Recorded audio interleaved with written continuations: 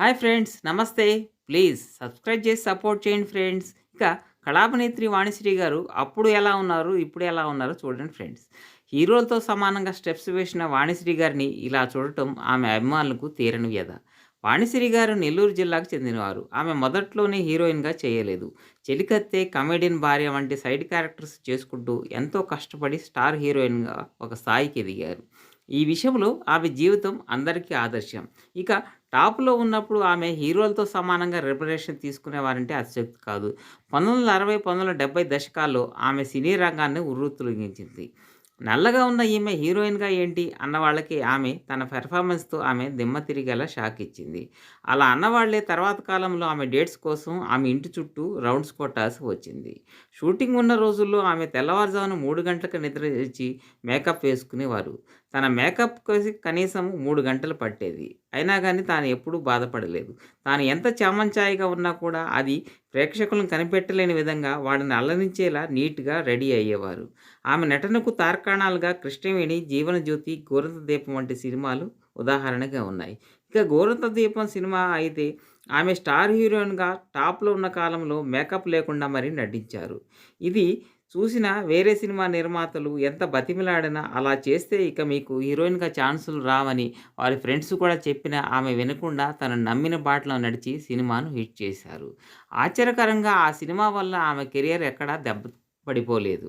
ఇక ఆమె నటించిన 'దసరా బుల్లోడు', 'బంగారు బాబు', 'ప్రేమనగరు', 'సెక్రటరీ', 'జీవన తరంగాలు' వంటి సినిమాల్లో అల్లరి అమ్మాయిగా, వ్యక్తిత్వం ఉన్న హీరోయిన్‌గా నటనతో పాటు హీరోలతో సమానంగా డాన్స్ చేసి అదరగొట్టింది. అక్కినేని నాగేశ్వరరావు గారు, వాణిశ్రీ కాంబినేషన్ అంటేనే అప్పట్లో యూత్ వెర్రెక్కిపోయేవారు. 'ప్రేమనగర్' సినిమా ఆమె స్టార్ హోదాకు పరాకాష్ట అయిన ఎవర్ గ్రీన్ సినిమా. తెలుగు తెరకు ఫ్యాషన్‌ను పరిచయం చేసింది మన వాణిశ్రీ గారే. ఇక ఆమె కట్టే చీరల వల్ల చీరలకే అందం వస్తుంది అంటే అతిశయోక్తి కాదు. తాను సినిమాల్లో కట్టే చీరల మోడల్స్ కోసం ఆడవాళ్ళు చీరల షాపుల్లోకి దండెత్తి ఒక్క రోజులోనే స్టాక్ అంతా అవగొట్టేవారంటేనే అప్పట్లో ఆమె క్రేజ్ ఎలా ఉండేదో మనం అర్థం చేసుకోవచ్చు. ఆమె హెయిర్ స్టైల్ కూడా అందరినీ విపరీతంగా అలరించేది. అప్పట్లో ఆమె ఆడవారికి ఫ్యాషన్ ఐకాన్‌లా ఉండేవారు. హీరోయిన్ తర్వాత ఆమె అత్త పాత్రలు, అమ్మ పాత్రలు చేసినా ఆమె హుందాతనం ఎక్కడా తగ్గలేదు. 'సీతారత్నం గారి అబ్బాయి', 'ఏమండి ఆవిడ వచ్చింది', 'అత్తకు యముడు అమ్మాయికి మొగుడు' వంటి సినిమాలు చూస్తే చాలు ఆమె క్లాస్ ఏంటో అర్థమవుతుంది. ఇక ఆమె ఈనాటి హీరోయిన్స్‌లా చీప్‌గా కాకుండా హీరోలతో సమానంగా సెల్ఫ్ రెస్పెక్ట్‌తో ఉండేవారు. ఇక ఆమె అందంతో పాటు మంచి హృదయం కూడా ఉండేవారు. ఆమె తనకు తెలిసిన వాళ్ళ ఊర్లలో హాస్పిటల్ కట్టాలి అంటే అప్పట్లోనే ఆమె రూ. 5,00,000 ఇచ్చారు. అది ఇప్పట్లో కొన్ని కోట్ల రూపాయల విలువ గల ఉంటుంది. అలాంటి గొప్ప దానాలు ఆమె ఎన్నో చేసింది. అలాగే ఎవరైనా ముసలివాళ్ళు కాక తప్పదు.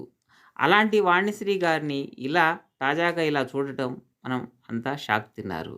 అందరూ అప్పటి రోజుల్లోకి వెళ్ళిపోయారు. అందుకే సినిమా వాళ్ళు ఎంత సాధారణంగా బయటికి రారు. ఎందుకంటే వారిని చూసి వారికంటే వారి అభిమానులే ఎక్కువగా బాధపడతారు. ప్రెజెంట్ వాణిశ్రీ గారు గుళ్ళు గోపురాలు తిరుగుతూ మనవళ్ళ మనవరాళ్ళ పెళ్ళిళ్ళు చేస్తూ హ్యాపీగా తన జీవితం కొనసాగిస్తున్నారు. ఫ్రెండ్స్, ఇదండి వాణిశ్రీ గారి గురించిన వీడియో.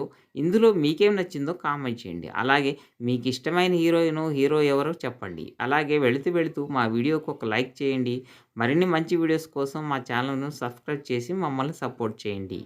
ఫైనల్గా అందరూ బాగుండాలి, అందులో నేను ఉండాలి. ధన్యవాదాలు. Thank you.